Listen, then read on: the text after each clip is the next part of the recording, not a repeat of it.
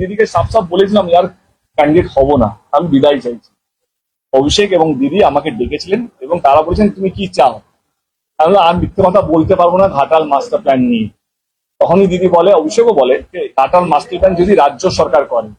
আমি তখন বলেছিলাম যে আমার মনে হয় এটা যেভাবে রাজনীতি হয়, কথা দিয়ে আবার ভুলি ভালিয়ে আমাকে পটিয়ে আবার দলে নিয়ে আসবে, আর তারপরে দেখালো হলো না।